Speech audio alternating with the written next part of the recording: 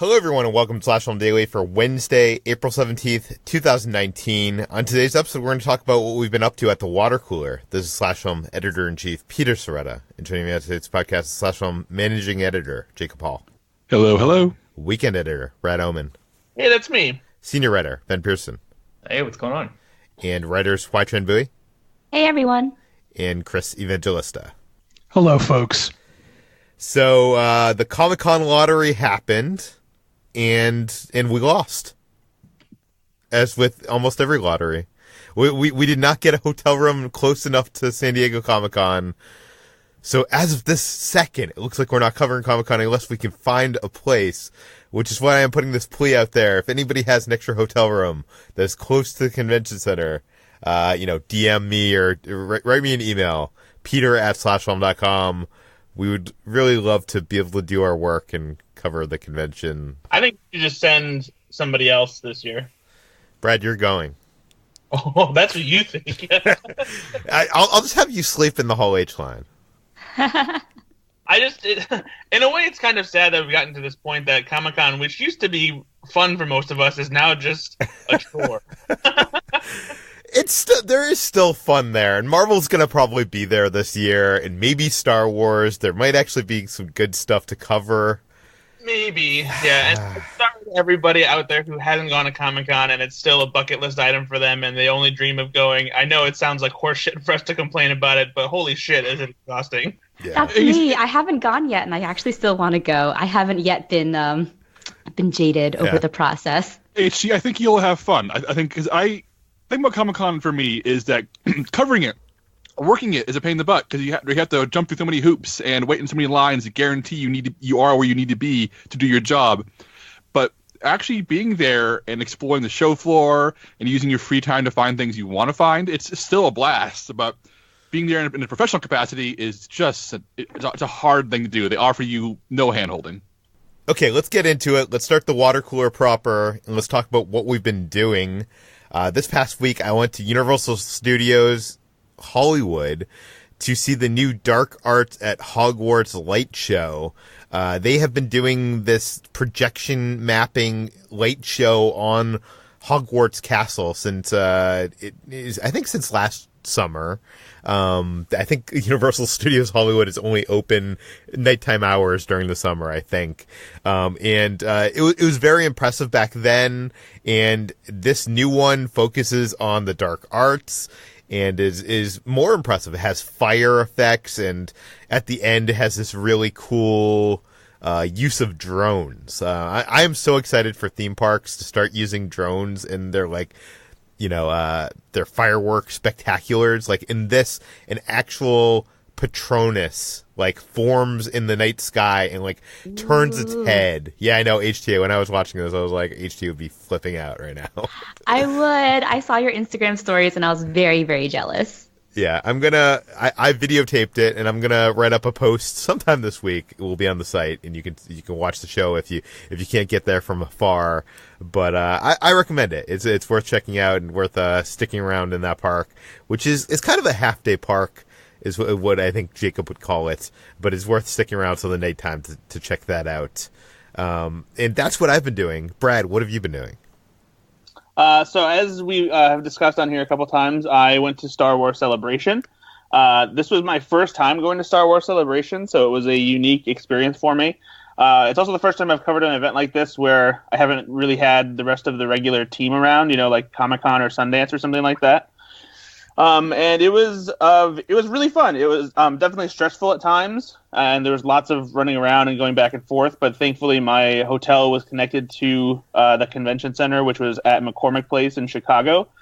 So it wasn't too difficult, especially when the big snowstorm came in on on Sunday and stopped some people from getting back home that day. Yeah, I saw tons of press and publicity and people working at Disney that were unable to get home or were getting on delayed flights.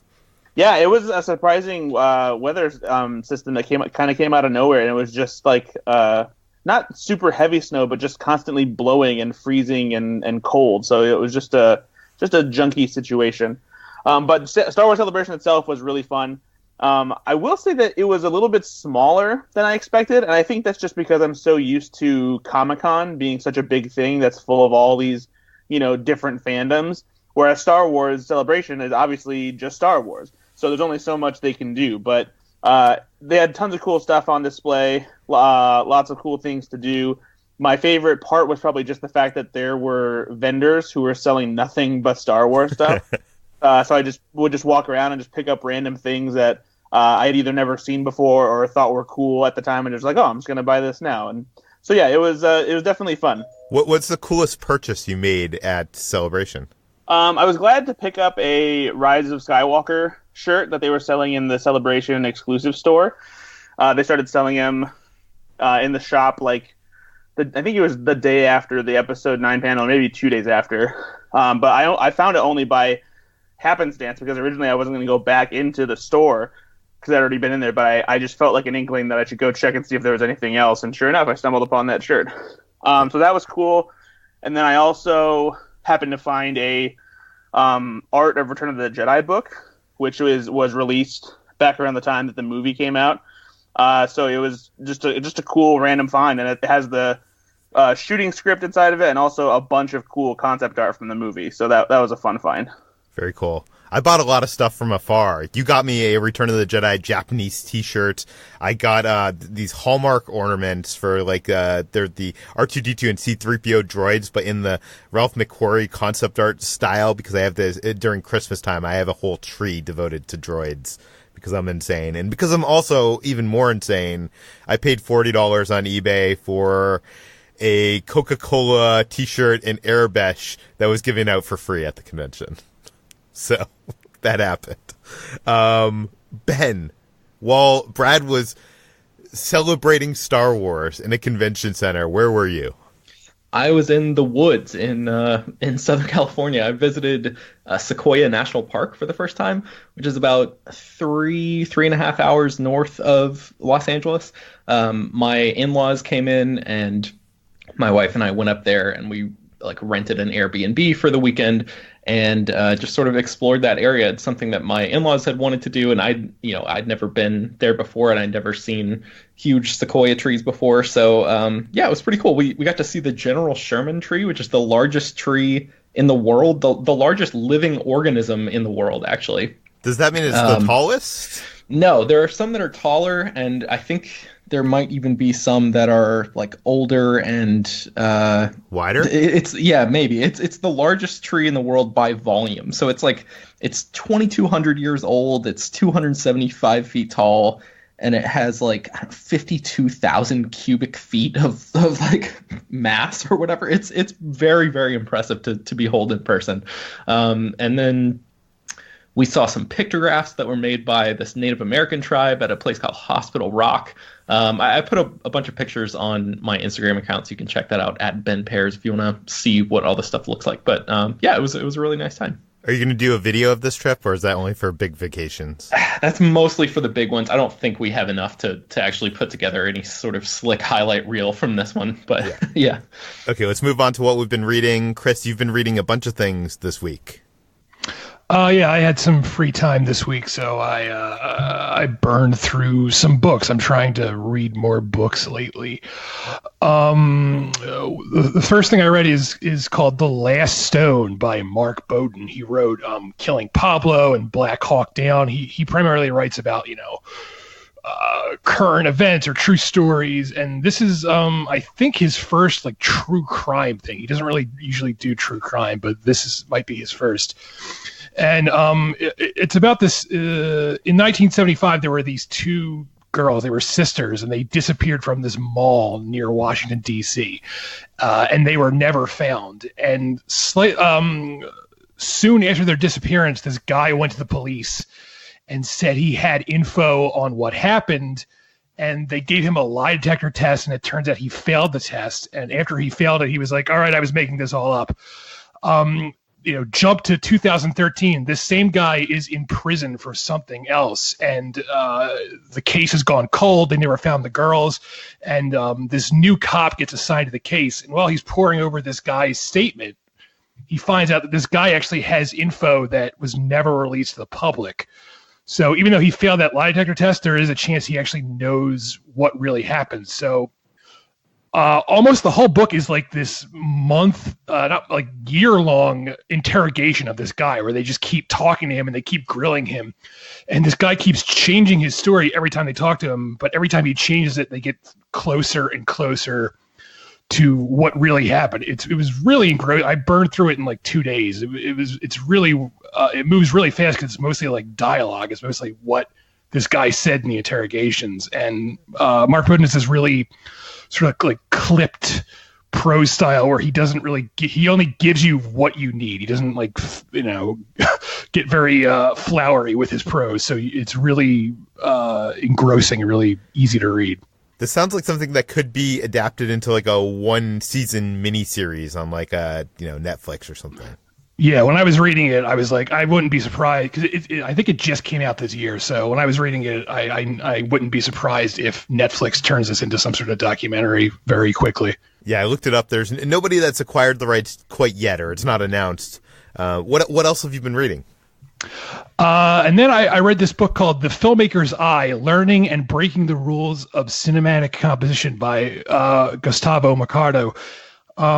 This book is great. It's written for people who want to be filmmakers, but I would say even if you just want to study film or write about film like we do, this is a must read because it breaks down shot composition in every conceivable way that you can think of, and it breaks down what directors, quote unquote, good directors intend with certain shots, and why certain shots work so well, and it's a really good. Can you give us an example of like what is breaking the rules?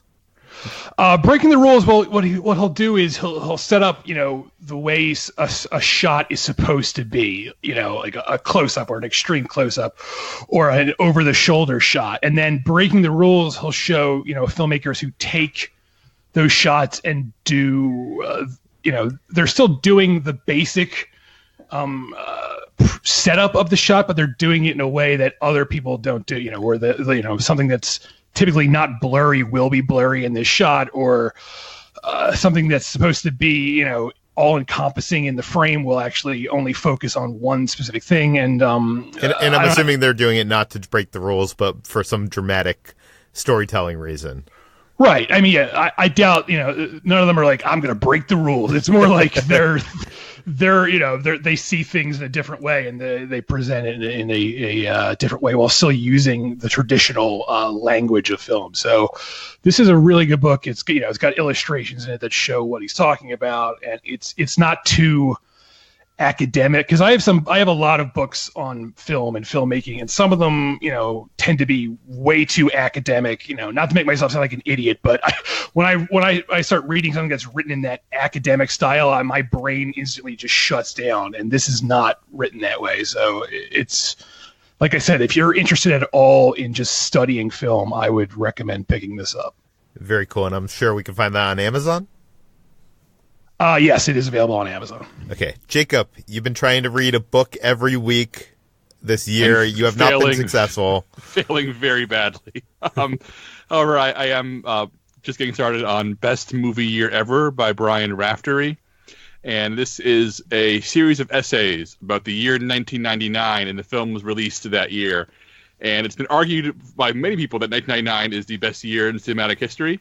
And to give an idea of some of the movies featured in this book, The Blair Witch Project, Office Space, The Matrix, The Insider, Boys Don't Cry, Magnolia, The Sixth Sense, The Iron Giant, Star Wars Episode 1, Election, Rushmore, The Virgin Suicides, Fight Club, Being John Malkovich, Three Kings, American Beauty, an entire essay that ties together Varsity Blues, She's All That, Cruel Intentions, Something to Say About You, and American Pie.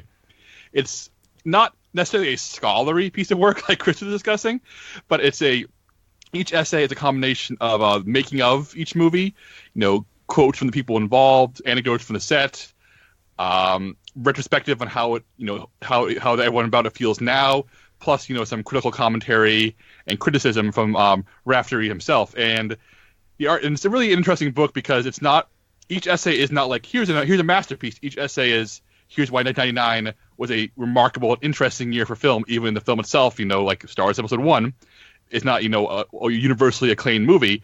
It ties into the fabric of what 1999 meant as a year for cinema. And it's really fun so far. I've only read a few chapters in, and each chapter is, 10 pages or so it's not going to... It's a good bite-sized read, a good thing to carry around, for a bus trip, or if you just need to step away for a few minutes and need something to read, something to carry around with you. I was reading it while I ate a meal yesterday. It was that kind of thing. You read a chapter while you eat a burger or something. I have a question. You know a lot about these films. Like, are you learning anything from this? Yeah, there's stuff that's familiar, but a great deal of the story, especially from the people involved, feels newly researched. So it all feels fresh, and having all these films in one place, in one tome, feels like a necessary, guidebook. So even if I did know all of this, I'm glad this book exists because, for years people have, anecdotally discussed this as the best year for film ever, and I think this book existing kind of puts a period on the sentence. I'm really happy this thing exists, and I'm happy that's good. Well, very cool. That's something you could also find, I think, probably on Amazon.com. Yeah, it just came out, so it's brand new.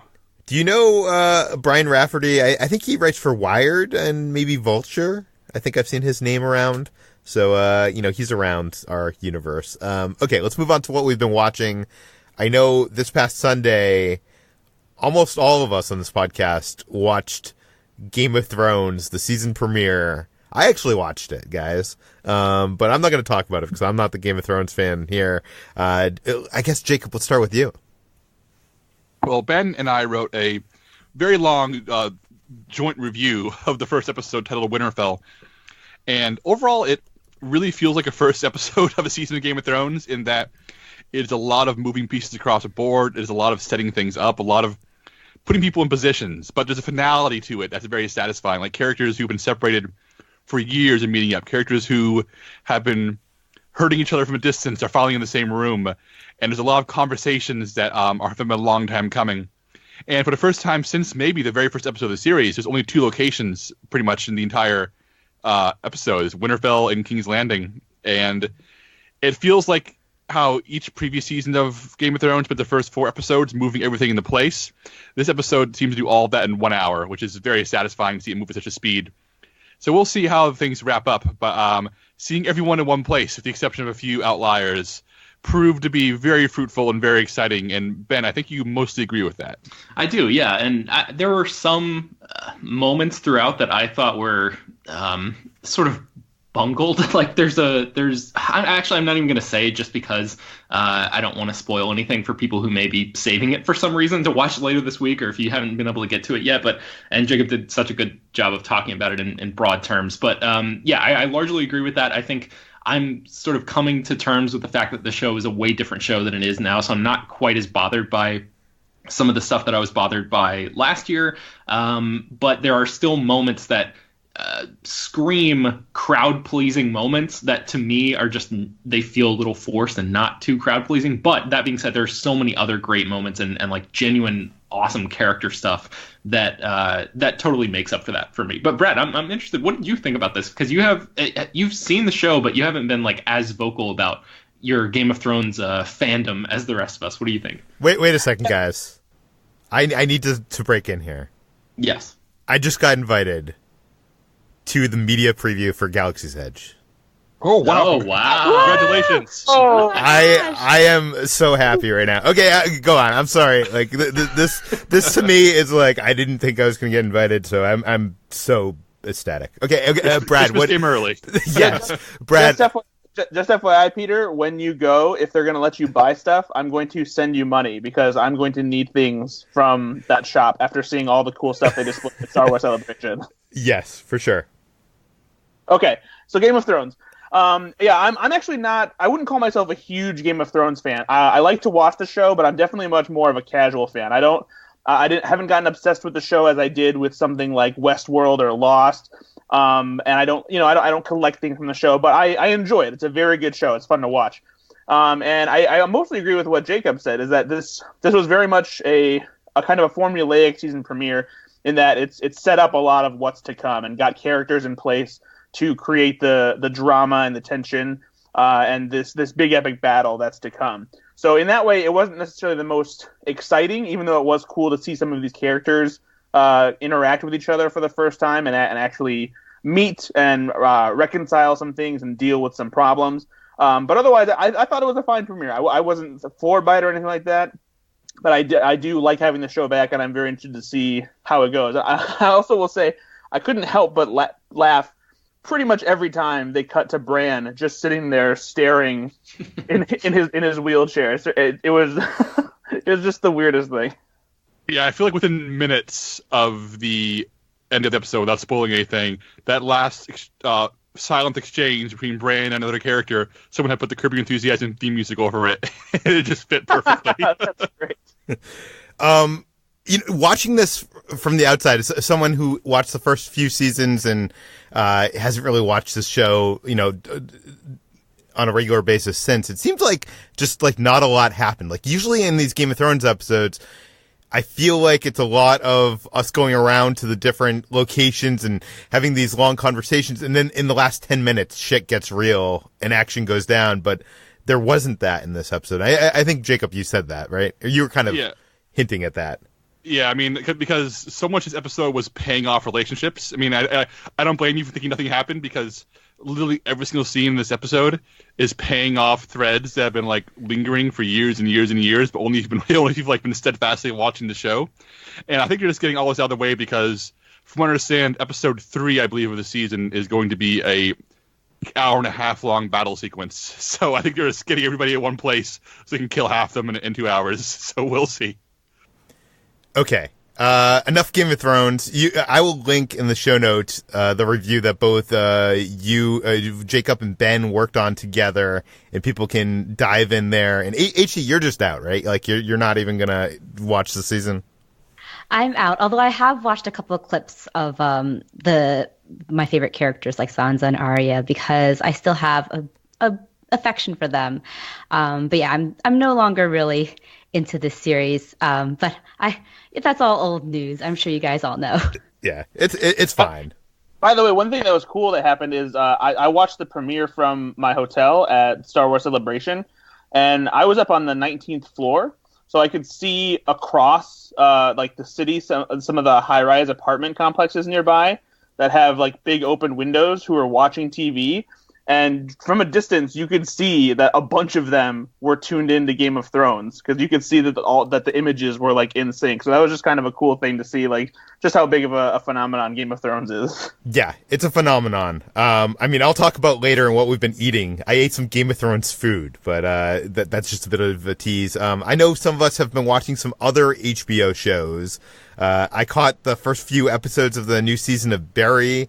I loved the first season. This is Bill Hader's show where he plays a hitman, kind of, I guess he's becoming an actor, or he's undercover as an actor. Jacob, how do you even explain this? A guy with a job he hates discovers his passion and keeps getting pulled back into the one thing he's good at, which is murdering people. That makes sense.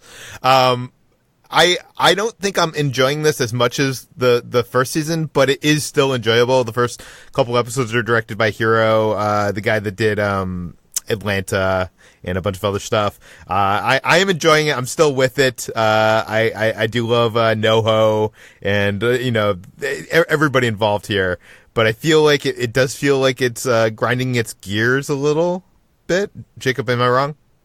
I disagree. I think I may like this season more than the first one, at least so far. Because the first one started off very funny, and it ended up sort of in the back half of the season finding a new tone where it would fluctuate between tragedy and comedy at a moment's notice, in a way where the same way that Breaking Bad was a intense drama with hilarious moments. This is a hilarious comedy with incredibly intense moments, and I feel like they've double down this tone for this season. Without spoiling things for people who are behind in the show, I don't think Chris is caught up yet. This season is delving into Barry's past and his origin story of sorts in Afghanistan as a soldier. And there's a scene where we flash back to Afghanistan and we see his first confirmed kill, where this nervous, quiet guy murders people effectively on the battlefield, and all of his fellow soldiers cheer him on and are so proud of him and like treat it like it's the greatest moment of his life. And it's such a tragic, horrible moment in an otherwise really funny comedy, because you realize this guy found his calling at doing something that, you know, is unacceptable in any other walk of life. And it's the one thing he's good at, and the one thing that earned him the applause and the accolades that he wants out of acting is something that involves murdering people, like literally. And that stuff has been just so heart-shaking and heart-rattling to me, and they continue that thread throughout the season so far. And, of course, Anthony Carrigan's NoHo Hank, who's a supporting character in Season 1, is just a gem. Every time the show gets too dark, he pops up and he makes me laugh just by showing up. I am on board completely with the season so far. What about you, Ben? I am really enjoying what I don't know. I guess it's been a while since I've seen Season 1, but I think I'm right there with you. I think I might like this season a little bit more, because now that the table has been set, you can really dive into the characters a little bit more. There's a mystery that is unresolved still from the end of the first season, and it feels like a big thing, but the show is treating it appropriately. Like it's treating its characters as, for me, there's nothing worse than a show that sort of that treats its characters as either way too smart or way too dumb than those characters should be. And for me, Barry just feels so dialed in on who these people are and exactly the right level of intelligence and like wit and humor and charm and like detective ability and all of that stuff too. So it just feels like everything is happening perfectly, as opposed to, compare it to Game of Thrones, where like there are some highs and lows throughout the episode where I'm like, I'm not sure if I buy that as a moment from this character. Barry always feels totally consistent to me. But what do you think about season 2, HT? So I've actually only watched the first episode of season 2 so far, but I am enjoying it, and I agree too with the sort of darker tone that picks up immediately with the first episode. I don't know if I completely agree with you on the character arcs of all, or the character writing rather. I think that Barry himself is like incredibly flawed and complex, but I feel like a lot of the supporting characters often resort to being archetypes in some way. I remember being somewhat disappointed in Sally's arc in season 1, and I'm kind of hoping to see more of her in season 2. But again, I am not as far as you guys yet, so I'm not sure, but I'm enjoying it a lot. I love NoHo Hank so much. Anthony Carrigan it's just like he's amazing. The MVP, of this show. So and Bill Hader too is also great. He's so good at playing a bad actor, and he that sounds like an insult. But no, he's so good in this show, and I'm excited to get deeper into season 2. Am I crazy for thinking that the work Bill Hader is doing here is as good as anything in Breaking Bad, but it's a comedy, so probably won't get as much attention? Oh, no, you're not wrong at all.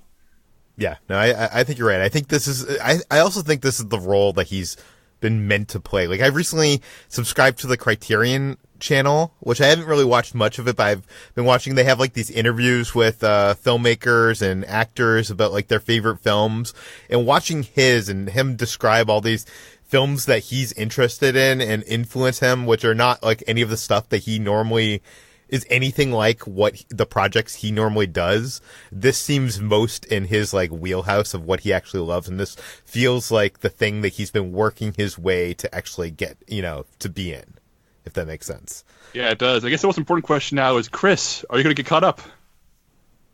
I want to. I think I only have like 3 episodes left in the first season, and I just sort of fell out of watching it. But sooner I do want to catch up. I never have the time. One day I'll have free time and I will catch up. Chris, you're reading books. You could be watching Barry. You read 2 books. Yeah, I don't know. Okay, because Star Wars Celebration is going on, and they had the Episode 9 teaser trailer, which we've talked on the podcast probably 2 episodes at this point about. I was excited to go back and rewatch Star Wars The Force Awakens and Star Wars The Last Jedi. I have watched those movies many times, but surprisingly I've never watched them back to back, like, in home viewing.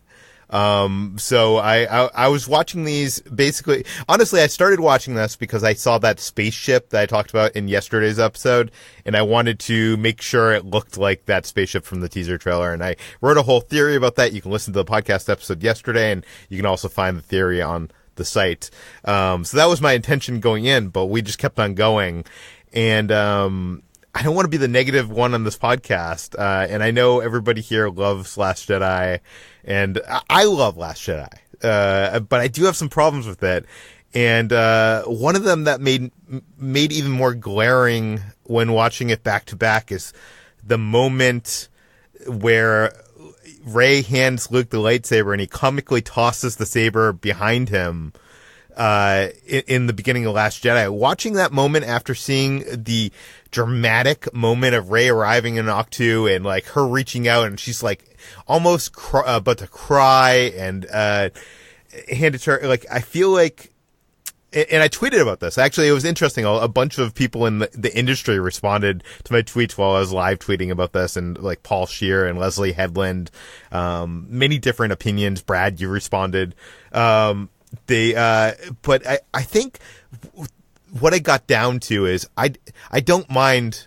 I'm not one of these Star Wars fanatics who doesn't like what they did with Luke in The Last Jedi.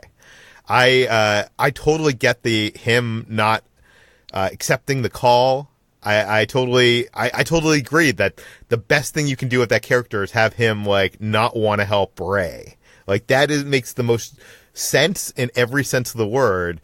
But I think what I don't like is treating that throw of the lightsaber as a comedic moment. Like, and it totally kills any drama that was there. Like there's a way to throw the lightsaber in anger, or there's a way to like drop it and like not like there's a way to do it and it not be a moment. When I saw it in the theater every single time, almost all the entire theater laughed, and I guess maybe you'd consider that a success. But I don't know, as a Star Wars fan, that moment is the one big thing that I do not like in The Last Jedi. But yeah, okay, anyways, I know I'm bringing everybody down. HT, you also revisited The Last Jedi? Yeah, I was a little dejected after some of the revelations from Star Wars Rise of Skywalker trailer, which I've come around to a little bit more, I will say.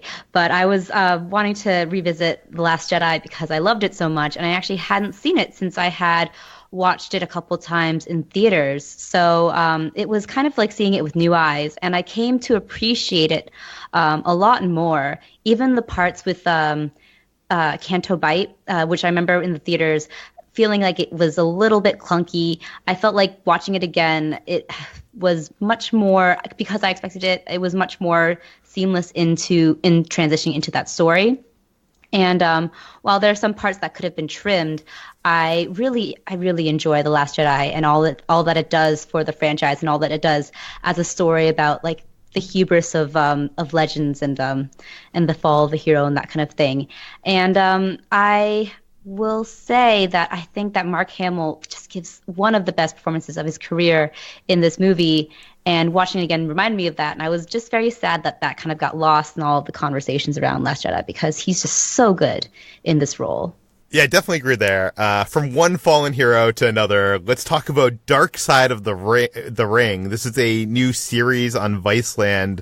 It's directed by Jason Eisner. He's the guy that did Hobo with a Shotgun and Revenge, one of my favorite short films of the holiday season. And he is a huge pro wrestling fan. I used to be a huge pro wrestling fan. I used to run a wrestling website called WrestleNet, and I went under the name The Slammer. And I followed wrestling kind of in the Attitude Era of the WWE. Back then WWF. And this new series is a documentary series. Each episode takes a look at some kind of dark, tragic events that happened in the world of pro wrestling.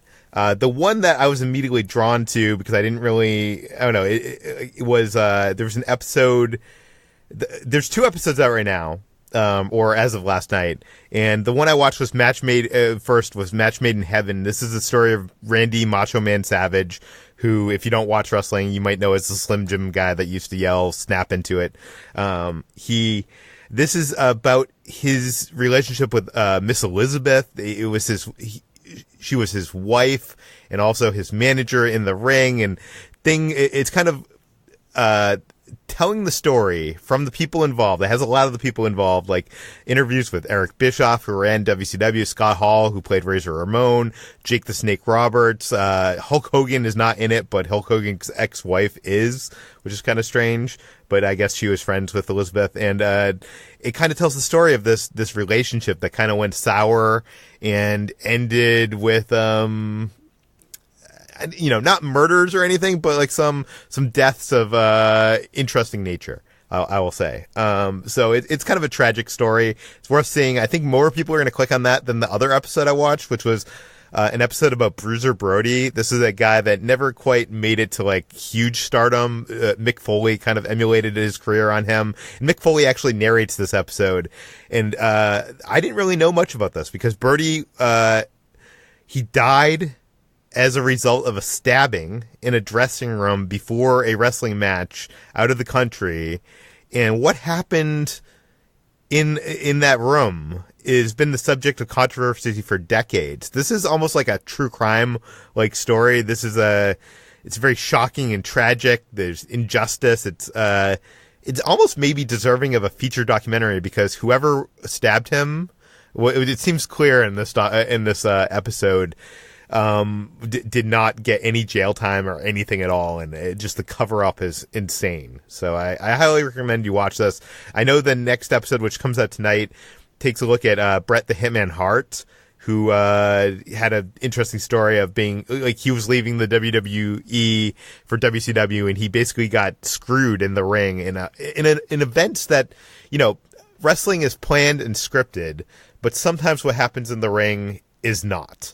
And basically he had the title. He was going to be leaving to WCW. He had the title. He wanted to give it up the next day on Monday Night Raw. And the Vince McMahon, who runs WWE at the time, thought that it was important that he lose it in the ring, and it was something they disagreed upon. So he was supposed the match at the Survivor Series was supposed to end with a disqualification or some whatever, where he wasn't going to lose, but actually he got screwed out of the title live on TV. And by screwed, I mean like they orchestrated a series of events that made it look like he gave up on a submission move that he didn't give up on. And it's a very interesting. It's probably one of the most interesting shoot events in the history of pro wrestling, and I have not watched that episode yet, but knowing that is coming out tonight, I pulled up Hitman Hart Wrestling with Shadows. This is a documentary that came out many years ago, and they were following Bret the Hitman Hart during these events, and they got unprecedented access to behind the scenes of WWE. So you actually get to see like what it's like to plan a wrestling match and stuff from backstage, like what actually happens. And interestingly enough, in this documentary, they are around for that night, and they capture everything from behind the scenes to like in the ring. And I thought, maybe this documentary is not good. Like maybe I loved this documentary, a decade and a half ago because I was a wrestling fan. But no, I showed this to my girlfriend Kitra, and she was, at first she was on her phone, but like 10 minutes in, she was like riveted and totally into it. Jacob, have you ever seen this? No, I'm familiar with the overall story of all this because as someone who does not watch wrestling but finds wrestling fascinating, I know the basic details, but I'm going to watch this tonight probably. Yeah, watch the episode that's tonight on Viceland, but also that documentary. I was looking for it. I was like, it's not on iTunes. It's not anywhere. It turns out the director of the documentary has put it up on his YouTube channel for free. So if you want to watch Hitman Hart Wrestling with Shadows, which I would highly recommend, I'm sure the episode of Jason's show, Dark Side of the Ring, is going to be as compelling, but it's not going to have all this footage. So I would highly recommend anybody check that out. And lastly, I want to say I watched The Legend of Cocaine Island. This is a what is it? I guess a documentary that you guys talked about last week. You can find it on Netflix, and I really liked it. I'm glad that you guys recommended it to me. I like how it's such a non-typical style of a documentary. I agree with you. It does feel like a Coen Brothers film, but like in real life. and the characters are wacky and larger than life characters that I feel like if you made a feature film about them, it would be unbelievable. It would be like too over the top. The characters are so insane that even in the credits at the end of the movie, the credits assure you that they were actually real people. The one thing I'm not sure if I was on board with this documentary is that it has these dramatic reenactments that are well shot, probably too well shot, and it seems like the filmmaker almost wanted to make a narrative feature film based on these events, but instead made a documentary, and it didn't feel like he was, choosing a lane. Did either of you feel that when watching this? I know last week I talked about how I think it runs a fine line between making fun of the subjects with the way it's shot, but for the most part, I enjoyed the reenactments, and I liked seeing reenactments with the actual subjects placed in them. I thought it was a very interesting choice that really dramatized, how absurd the situation is by shooting it like a very serious crime movie, but having the actual events and people look very atypical for the genre. But do you agree, Chris? Yeah, I didn't have a problem with the reenactments. I do agree that it comes very close to going too far with them, but I kind of liked it. I really liked that they got I forget the guy's name, but the main guy to play himself in the reenactments. I thought that was a nice touch, so I didn't mind them. Okay, Jacob, what have you been watching? I guess I'm the only one still watching Veep around these parts, because it's Game of Thrones, Barry, and Veep on HBO on Sunday nights, and this is the final season of Veep.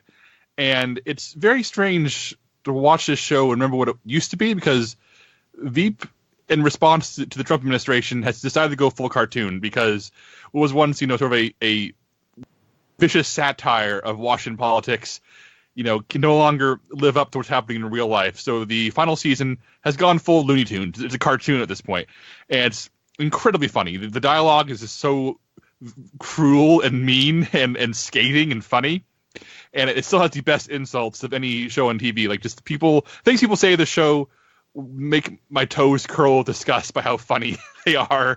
If anybody said anything like this to me in real life, I'd probably break down and cry. That's how mean the show is. But whereas the first seasons, maybe the first 4 seasons, felt like took place in something resembling reality, they've gotten increasingly over the top to the point where it's just all but a cartoon, and a very, very funny cartoon, the one that I enjoy a great deal. I'm glad it's coming to an end, because I'm glad it's ending on a funny note, because I feel like it's the gas tank is running empty, the light is on. I'm curious, did anybody else here watch Veep? Has anybody else given up on it, or am I alone here? I watched it for what season is it on now? 6? This is 7. 7. I watched it for the first 5 seasons, and I really love this show.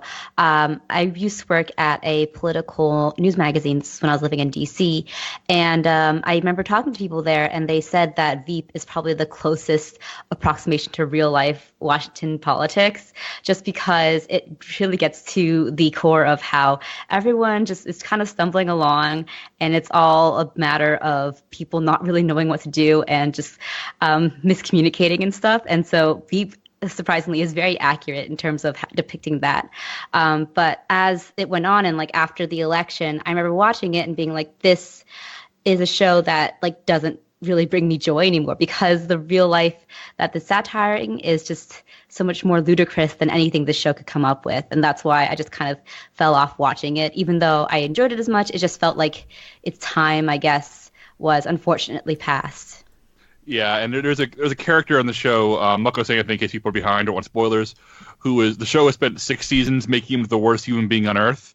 And in season 7, he's running for president. And he's clearly meant to be an amalgamation of Trump and Bernie Sanders at the same time, and it is insane to watch. Yeah, talking about Jonah and watching him, and the show is desperately trying to make him, more ludicrous than Trump, but everything he does makes you think, oh no, this is not as bad as Donald Trump is every single day. So the show is, even though it's at its most ridiculous, it is still reminding me depressingly of how awful things are in the real world.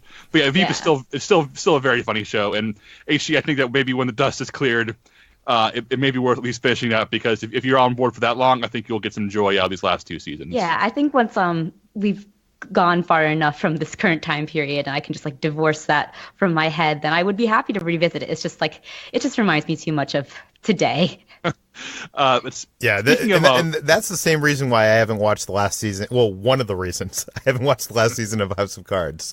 So, yeah, that makes a lot of sense to me. I get that totally. But speaking of politics in movies, I guess to help wash Veep out of my mouth because it left me so depressed, even though it made me laugh. I watched Lincoln again, Steven Spielberg's film from I guess 4, 5, 6 years ago now. And I know at the time Lincoln was well received, was a box office hit. Was nominated for a bunch of Oscars, won Best Actor for Daniel Day-Lewis. But I still think we undervalue it because revisiting it, and this is a movie it's streamed on Netflix, by the way, so you have no excuses if you haven't seen Lincoln yet. This movie is a blast. I mean, for a seemingly stodgy 2.5 hour long biopic about Abraham Lincoln, following 1 month of his life in the second year of his second term of his administration, this movie is such a joy.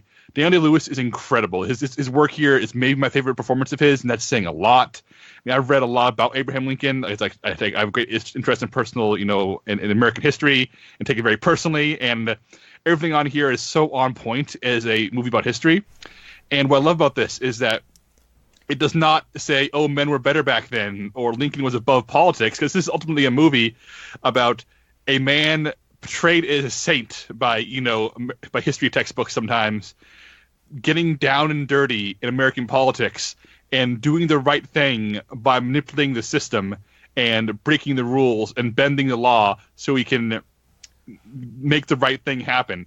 The whole idea of good men trying to force the right thing through a broken political system, it's not a new thing. It's not new to Veep or new to any other political show. It happened in the 1860s. It happened in ancient Greece with the first democracies. And I think that the real beauty of Lincoln and Spielberg, who's still an optimist at the core of his films in his older age, has taken, I feel like, the wisdom of his years to realize that, hey, good men are the people who realize that sometimes you have to work within a bad system to make good things happen, even that it involves compromising when necessary to make sure you do the right thing at the end of the day. Spielberg expert. Am I right about Lincoln? Is it one of his best movies? Absolutely. Lincoln is fantastic. I don't know. I feel like in the last few years, it's gotten this weird reputation for being not one of his best, but I really do think it's best. I think the only thing that keeps it from being a complete masterpiece is I don't think it needs the spoiler alert. I don't think it needs the tacked on ending where it shows, Lincoln dying, because I think there's a shot where he's walking down the hallway of the White House in silhouette, and that's really should have been the ending. But Spielberg always has a problem with endings. But beyond that, this is so good. And I'm a big Lincoln nerd. I read a lot of books about Lincoln. I've read a lot of books about Lincoln. And, obviously it's impossible to ever say this performance completely captures Abraham Lincoln because, none of us are ever going to actually see what he was really like. But based on all the books I've read, Daniel Day-Lewis's performance is really as close to historically accurate as you could possibly be. And I love it. I promise everyone who gives a shit, I am continuing my Spielberg series, and I will get to Lincoln eventually.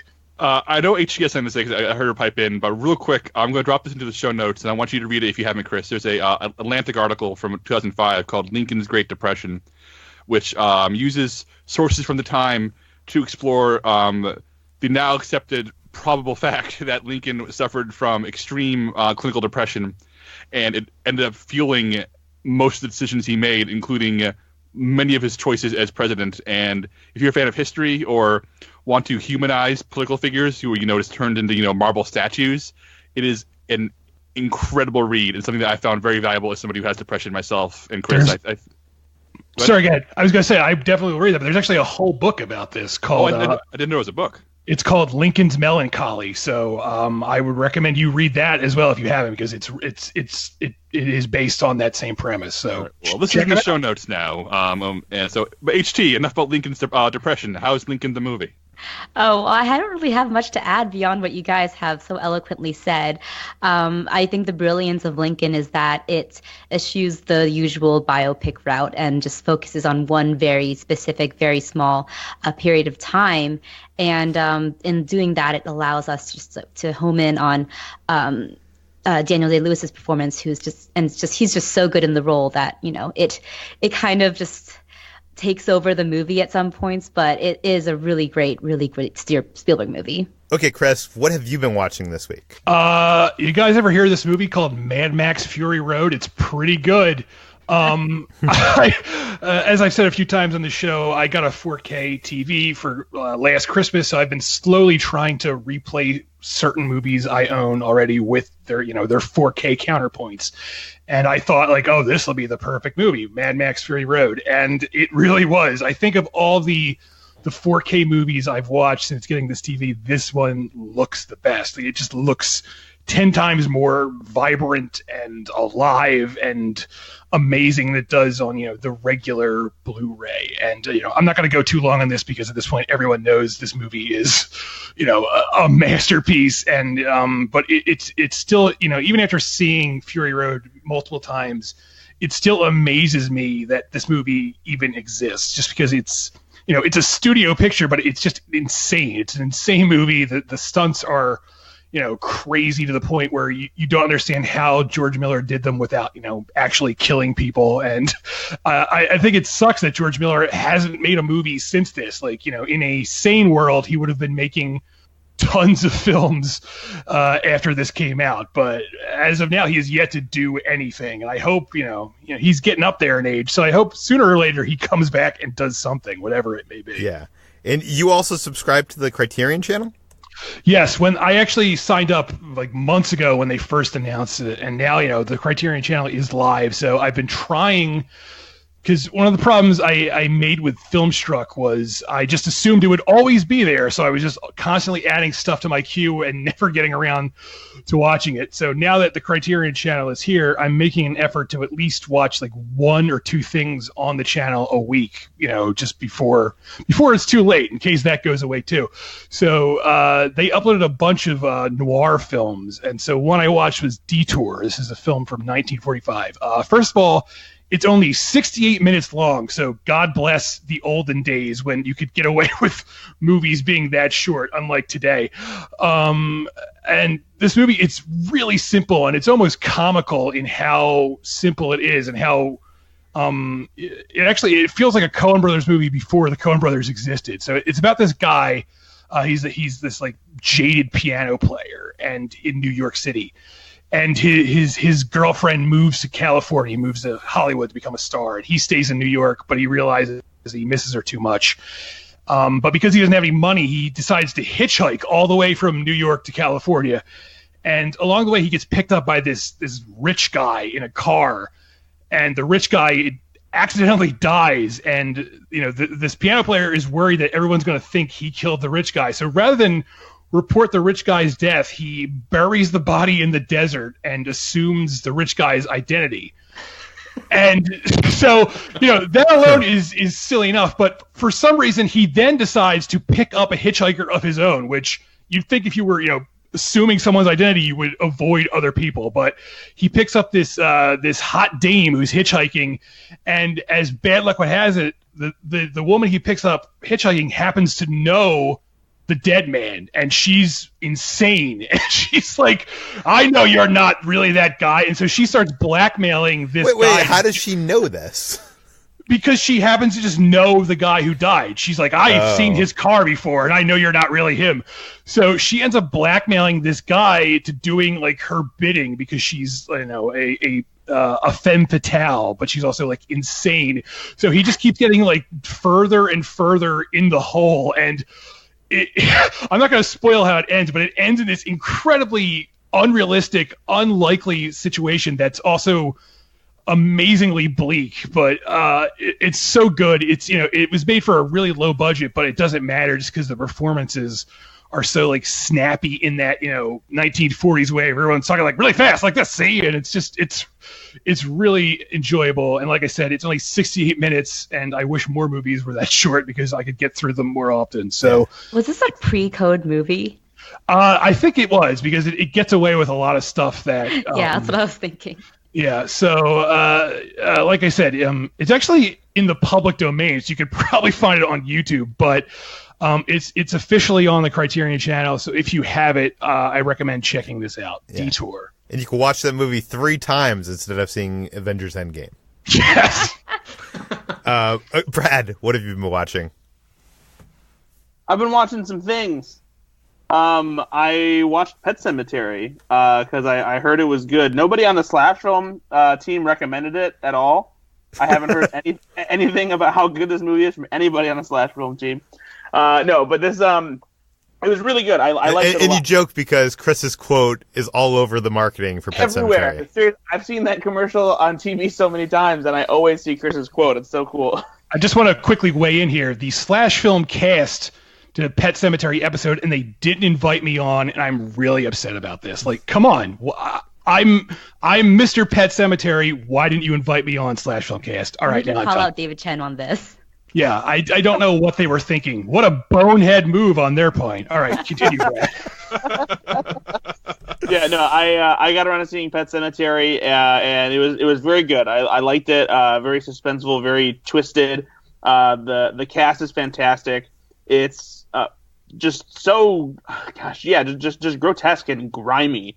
I will say that I don't think it necessarily does anything innovative or bold, but it's just a solid remake. I liked it just for that. I won't necessarily find myself like talking about it as the second coming of horror or anything like that. But I do think it was a very good remake. I also watched Crazy Rich Asians. I was in my hotel and I had to do work for Star Wars Celebration, and the hotel I was in had HBO Go as one of the options, and Crazy Rich Asians was just added to HBO, so I rewatched it while I was getting some work done, and this movie is just so good. It's definitely become one of my favorite romantic comedies in recent years. It's just so stylish and extremely well done, and very funny, just great. Like I seriously can't. If you haven't seen this movie somehow after all this time, make sure you watch it on HBO because it's fantastic. Yes. And is that all you've been watching?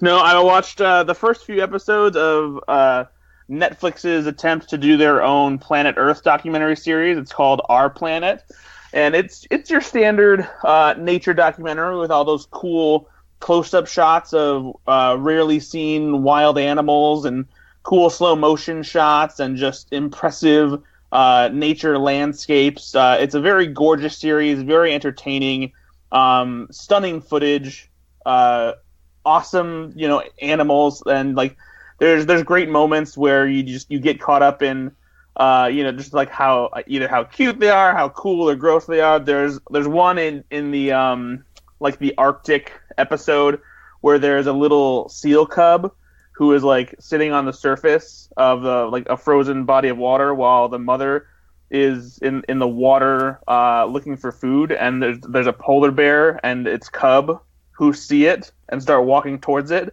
and you're like the suspense you feel because the baby seal is so adorable, and you're like, no, go get out of there, go away. But it's really good. The one thing I will say, and someone can correct me if I'm wrong if they remember Planet Earth enough, but I don't remember Planet Earth being so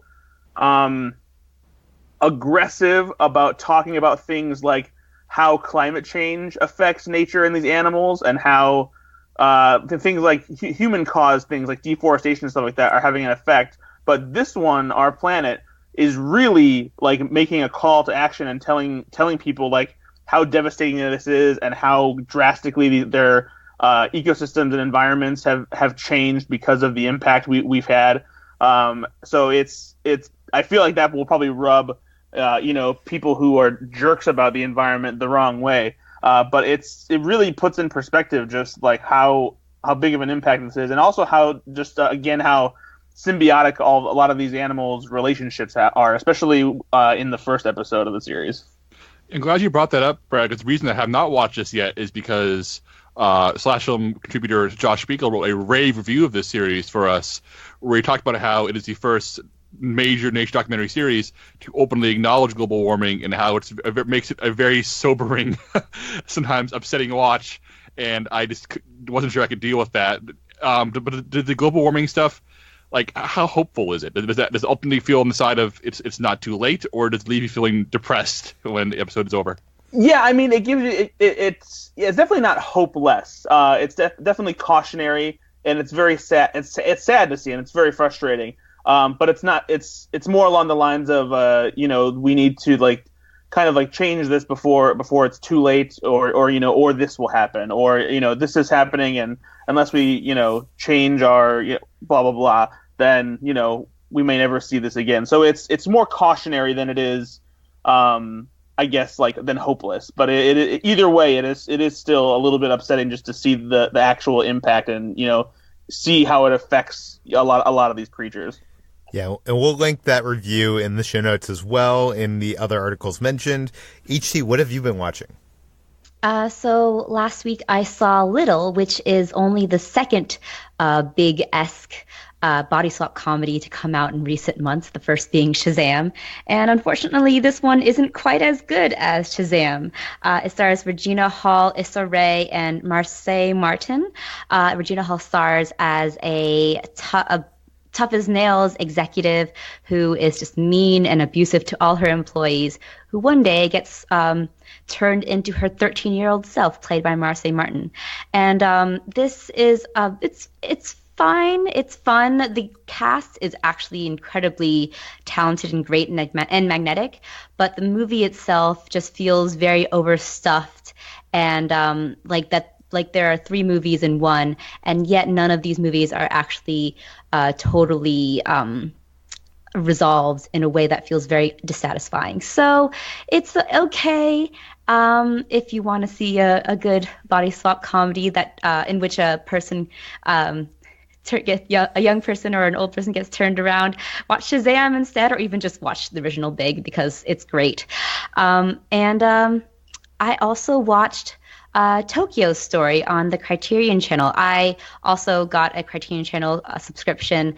I was emboldened by Chris's rave reviews for the Criterion Channel service, and I was really interested in watching a lot of these movies that I hadn't seen.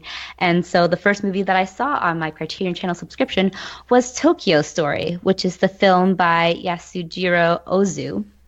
And this was a film that I was very curious about. I hadn't seen any Yasujiro Ozu films, and I had heard that Tokyo Story was held in higher esteem by a lot of Japanese critics over most Akira Kurosawa films. I think there was this BBC poll that polled the best international, foreign films of all time.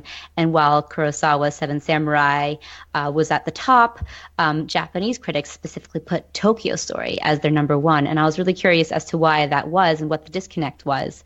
There's some interesting sort of cultural threads going around there. I remember reading that Japanese critics thought of Kurosawa as being sort of leaning into these more Western and post-war ideas, whereas Tokyo Story definitely ties more into that sort of Japanese cultural identity. And watching Tokyo Story, I could definitely see why. It follows an elderly couple, who decide to visit Tokyo to visit their 2 children and the widow of one of their children. And they find that coming from their sleepy seaside town, that the world is just kind of moving rapidly ahead of them and that they can't catch up, and that their children too are just kind of changing beyond their recognition. And Tokyo Story is just this beautiful, deeply human, rich tapestry of characters.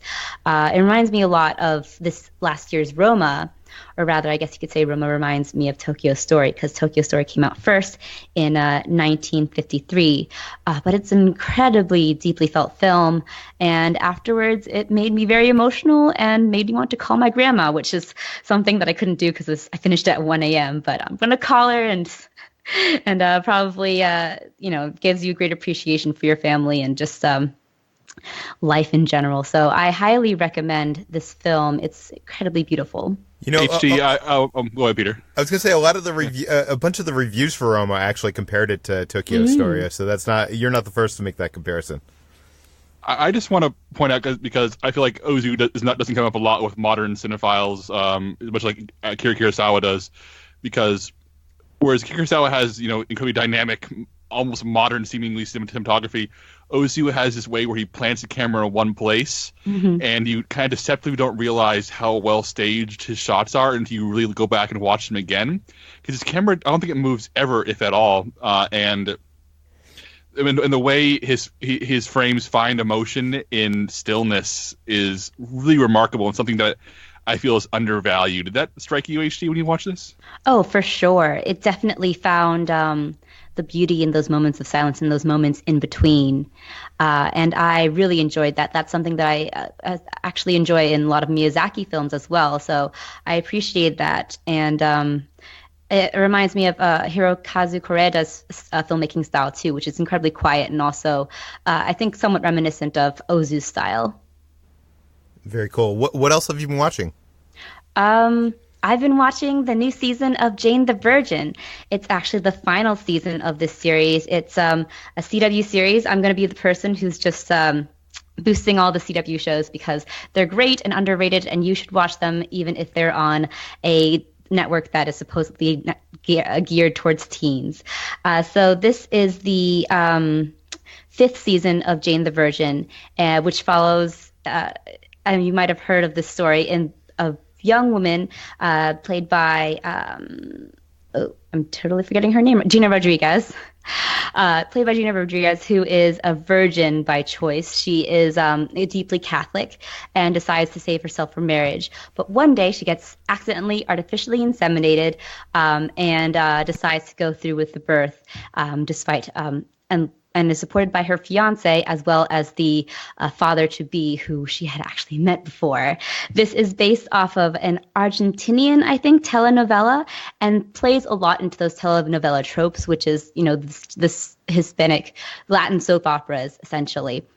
But in a way that is incredibly winking and meta and really funny. It, for example, is narrated by and the subtitles is called Sexy Latin Narrator, who comments on a lot of the tropes that arise during this show. And there's almost a magical realism to this show in which, Jane, for example, imagines all of these elaborate scenarios that never take place but are all in her head. And it's incredibly, flighty and fun and a little bit frothy, but it's actually incredibly smart and very good and very emotional. I recommend it. It's a great... sort of deconstruction of the rom-com and of the soap opera, which CW has excelled at with shows like Jane the Virgin and Crazy Ex-Girlfriend. Jane the Virgin's a little bit softer than Crazy Ex-Girlfriend, but it is equally good. And finally, Ben, what have you been watching? I watched Guava Island, which is the secret movie that Donald Glover and Rihanna made last year. It just debuted on Amazon Prime this past weekend. And it's 54 minutes long. So, Chris, here's a modern movie for you that is under an hour. It's sort of like a... I'm trying to describe it as like a... It's almost... God, there's a term for it, and I can't think of what it is off the top of my head. But it's like a... You know how Pink Floyd made The Wall, or I don't know, movies like Captain EO almost, where it's like a concept rock album. Opera? Yeah, kind of like a rock opera. I think that's probably the term I'm looking for. That's basically what Guava Island is. Donald Glover plays a musician who is living on this island that's sort of, it's almost like a fantasy world. It opens with this animated folktale kind of thing. And it feels like a time, the whole thing, it was shot in Cuba, so it feels like it could have been set during any era, nobody's ever on any cell phones or anything like that. And it sort of has this timeless feel to it, but it it weaves in a bunch of music throughout this story. He plays this guy who's a musician on the island who is basically doing the bidding of this overlord who is played by Nonzo Anozie, who played one of the bad guys in Game of Thrones season 2. Ananzi. Yeah, Nonzo Anozie, I think is how you pronounce his name.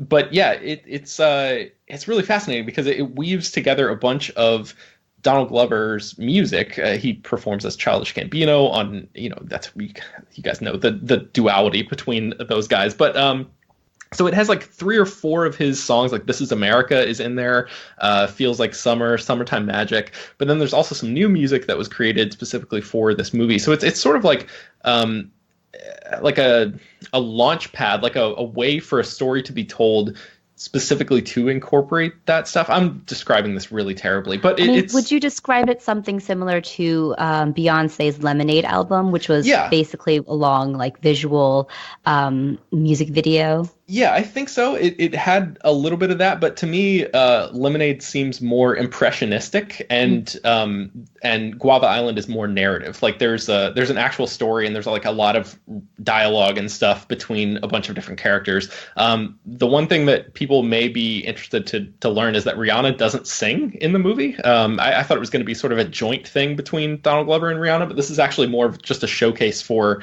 Childish Gambino music more than anything else. So it's this really interesting, like, anti-capitalist sort of...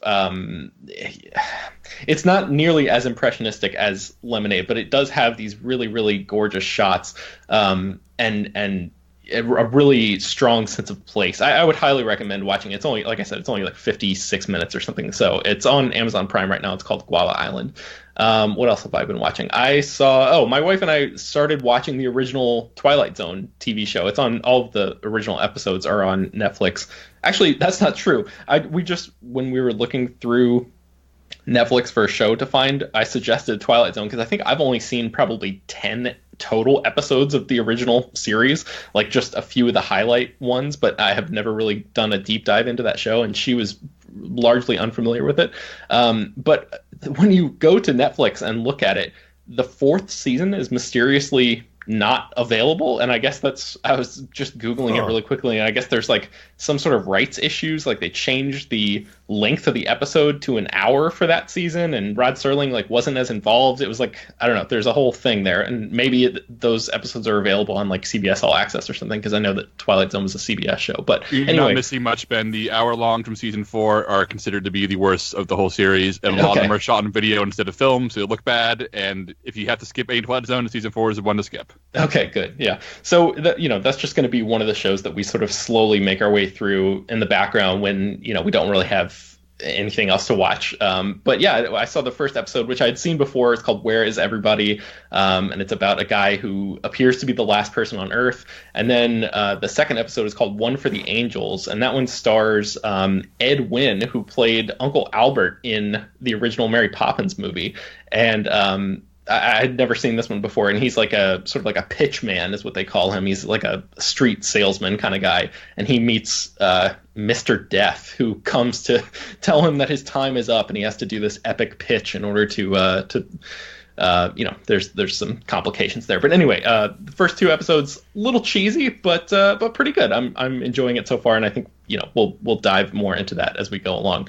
And then lastly, I watched The Lady Vanishes, which is from 1938. This is directed by Alfred Hitchcock, and it stars Margaret Lockwood and Michael Redgrave. This movie was a lot of fun. I think it takes a little bit of time to get going. It's like the basic premise is that this young woman played by Margaret Lockwood meets an older lady who is played by Dame May Whitty, named Miss Froy, and she's like a governess and a music teacher, and people are trying to kill her for some reason, and nobody knows why, and they try to shove a planter onto her head, but they end up hitting the younger woman instead. So she gets on this train with everybody and across the European countryside, and this older woman is there with her, and the younger woman falls asleep, and when she wakes up, the older woman is missing, and everybody on the train like refuses to acknowledge that the older woman was ever there. So it's sort of like a precursor to Gaslight, which is a movie I talked about not too long ago. This came out like 6 years before that, I think. But the whole movie is this mystery of like, what the hell happened to this old woman? Was she ever really there? Did the thing that hit the younger woman on the head, did it cause her to sort of go nuts? And is she like misremembering this whole situation? Is there like a grand conspiracy going on? It's really, really good. Has anybody else ever seen The Lady Vanishes? I have. So good. Go on, Aishi. Oh yeah, it's really good. I actually in college I took a whole Hitchcock class, and this is one of my favorite early year Hitchcock films. It has almost like a screwball energy to it, despite the structure being more like a paranoid thriller. And I really enjoyed it for that. It was just kind of like it would be atonal, but it's just really enjoyable to watch. And the MacGuffin at the end is pretty funny. Like the fact that I won't reveal what it is, but it's just like it's a little bit like out of left field, but I really enjoyed it, like how silly it was. Yeah, definitely. I think this is one of Orson Welles' favorite Hitchcock films, and is labeled number 3 in the Criterion library. So it was one of the if you've ever Criterions. seen the 2005 Jodie Foster movie Flight Plan, that movie is very inspired by The Lady Vanishes. Like, I've never seen a Flight Plan, but as soon as I was watching The Lady Vanishes, I was like, wow, a lot of the imagery from this movie is I just remember from the Flight Plan trailer. Like, somebody writes their name in a window in fog, and that happens in both movies. And so anyway, I guess Flight Plan is probably not nearly as good, but if you're interested in that kind of concept where, like, you know, is this woman insane, or is she actually the only sane one, and there's some sort of larger conspiracy going on to prove her wrong for some reason, then I can't imagine you finding very many better options to watch in that specific subgenre than this one. You know, Ben, there's a list to be written of modern day movies that rip off Hitchcock classics, of Flight Plan and Lady Vanishes. Eagle Eye. I mean, so many have. One of like flagrantly, like one of the Zorro movies. I didn't mean the Eagle Eye. I meant what's the other Shia LaBeouf? Disturbia. Yeah, that's what I meant. One of the Zorro movies borrows whole cloth the plot of Notorious. So I mean, you could talk about how Mission Impossible 2 is basically Notorious, which is why I loved it. You know, we should put together that article. That would actually be an interesting read. Let's brainstorm that off call. Yeah. Okay. We're in the final stretches. Let's talk about what we've been eating this past week on Sunday in anticipation for the season premiere of Game of Thrones. We went to Buffalo Wild Wings because we're on the keto diet, and that kind of fits our diet. And but they had Dragonfire wings, which was promoted as kind of like a Game of Thrones themed wing. Although if you look at any of the advertising for it, I don't think Game of Thrones or HBO, I don't think it's official in any way. I think it's if you look at it, like none of it's branded. So we went there, we had that and some other wings, but I guess the Dragonfire wings is basically, it was just there for one day. So I'm not sure if you can get them now, but basically it's a combination of their Asian zing and blazing. Asian zing has like some ghost pepper, or I think blazing has ghost peppers, and Asian zing is a little bit more sweet. I liked it. I also tried the Thai curry sauce. Buffalo Wild Wings is a great place to eat keto, and I enjoy it despite the fact that every time I go there, none of the staff or the people running the place seem to care about any of the customers, and food takes way longer than it should. But aside from that, it's fine. Jacob, what have you found this week? At your recommendation, I tried Quest protein chips, and Quest is well known for their low carb, low sugar snacks and protein bars. And I have a love-hate thing going on with most Quest products. I think some are delicious and some are terrible. But Quest protein chips are a definite winner. A single bag of chips is 4 net carbs, and I tried all 3 of the potato chip flavors: the barbecue, the sour cream and cheddar, and the sour cream and onion. And I think sour cream and cheddar is my favorite. And they taste a lot like baked Lays. They have that similar texture, similar flavor. And I feel like I'm eating actual chips, like no reservations, nothing, changed. I feel they are by far one of the most satisfying high protein, low sugar, low carb snacks I've had in a long time. And every time I feel like there's even a chance of me stumbling off this diet, I find a new product that makes me feel renewed. So thank you, Quest protein chips. You are surprisingly delicious. Yeah, all the Quest chips are good, but I would highly recommend you check out, there's a chili lime flavor, which kind of emulates those, chips that you dip with salsa that are like lime flavored. So if you like those, it tastes like those. It tastes exactly like those. Brad, what kind of bad stuff have you been eating this week? Actually, not too much. I mean, that's not to say that I didn't eat some bad things, but there's nothing worth note. Just because I was at Star Wars Celebration, and whenever you're at like a convention like that, you only have time to eat bad things. Even though I did have a couple of good meals from the hotel restaurant. But the one thing that I did find recently that I tried is there's a new flavor of Sunkissed out, strawberry lemonade. And it's not actually strawberry lemonade, it's strawberry lemonade soda. And I was excited to try this because years ago, this was back when I was actually living in California for a bit, there was a Sunkissed lemonade soda that was around, but it's not around anymore. It's been gone for a while now. And so I was interested to try this because I was hoping that it would be similar to that, and it is. It's delicious. It very much tastes like the perfect like summer soda.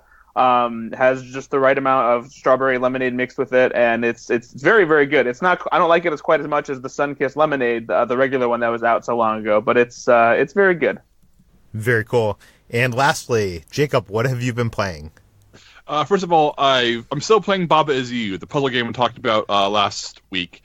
And it's reached a point where my wife and I play together, like sitting on a couch or in bed. We'll hand the Switch back and forth and discuss puzzle solutions. And it's reached a point where each level is a challenge. Each level is it's a bona fide brain-burning puzzle that like leaves us melted and exhausted. But it is so much fun. It's one of the best puzzle games I've ever played. It's so clever.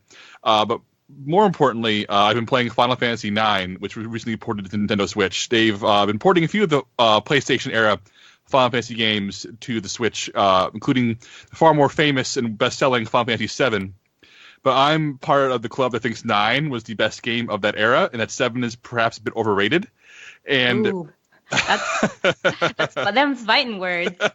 7 is still good, but 9's graphics are better, the story is better, the characters are better, the gameplay is better because the character class system is back, and all the characters now have their own specific purposes, and team building matters again. And these new releases, and 7 does this too, are great because these are 80 to 100 hour long games, and if you want to revisit the whole game, that's great. But if you're like me and you have like still a massive stack of unplayed games, they have modes you can turn on where you can fast forward the game. You can move at 3 times speed, so all the fights go faster. There's a button you can press to refill your health in the fight, so you never die. Wait a second. How do you fast forward a fight? I'm confused. It's a turn-based strategy game, so you literally input your attack or your command, and it does the attack, and the enemy does the attack back. Oh. So the game lets you go triple speed if you want to. So you want all like the grinding you doing on these very long battles goes 3 times as fast. And if you're old Final school, Fantasy is famous for that turn-based system. Yeah. So if you're like me and you just want to revisit the story and revisit like the locations and like relive the experience of a game you love that will have 100 hours to put into it again, it actually is a really wonderful package for $20, I believe, for Final Fantasy IX. HT, I know you're the other JRPG fan here. Does the idea of revisiting the classic games and being able to play them at 3 times the speed appeal to you? That actually really does appeal to me because that solves one of the major problems of Final Fantasy, which is just the fights take so damn long. And I actually haven't played all of Final Fantasy IX, so I don't know why I'm shit talking you. But I actually would be interested in doing that. I mean, I don't have a Nintendo Switch, but can I afford another console? Maybe. You should buy a Switch, HT. It's real good. Okay, that brings us to the end of today's Slash Film Daily. You can find more of all of our work at slashfilm.com. You can find links to the Game of Thrones review, the Our Planet review, and also Lincoln's Great Depression in the show notes. This podcast is published every weekday on iTunes, Google, Overcast, Spotify, all the popular podcast apps. Please feel free to send us your feedback, questions, comments, concerns, or Comic-Con hotels to peter@slashfilm.com. That's peter@slashfilm.com. Please leave your name, general geographic location in case we mention it on the air. And please rate and review this podcast on iTunes. Tell your friends, spread the word, and we'll see you tomorrow. Hey, Peter. Yes, Jacob? I've opened up the gargantuan book of insult, offense, and effrontery by Louis A. Safian. Do they have a Comic-Con lottery chapter? Appropriately, they have a failures section. Okay. And I feel like that's appropriate for us in the Comic-Con lottery. For example, Peter, you always have something to fall back on, and it won't be long before you land on it. Hey, Brad, you started a business on a shoestring, but you took a lacing. Oh, boy. If a pickpocket went through Chris's pockets, all he would get is exercise. HT has a rare gift of instant decision when her firm is heading for bankruptcy. Oh, my firm. I feel like this is actually a compliment. And Ben, that guy, he's as necessary as a fence around a cemetery. But that is necessary. You don't have I know. Like, breaking in his... Gotta keep grave robbers out. Yeah, you gotta keep Louis Creed from resurrecting his children. Yeah, didn't they see Pet Cemetery? And you got to keep the zombies from going out, right? Yeah, you need that fence. That's not an insult. Yeah, fence will stop zombies. We could save so much fence room if we just cremated people, Yes. Let's pitch that idea. Cremation for all. Yes.